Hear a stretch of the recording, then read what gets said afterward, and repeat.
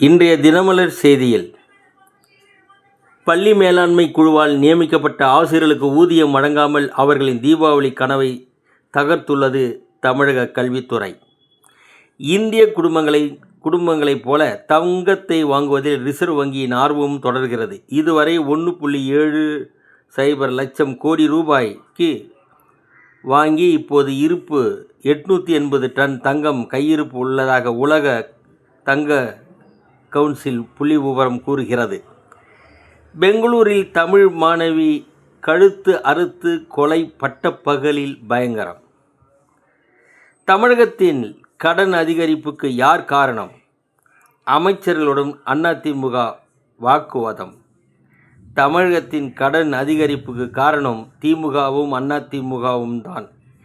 இதில் மக்கள் பலியாடா என கேட்க வேண்டியுள்ளது. வணக்கம்.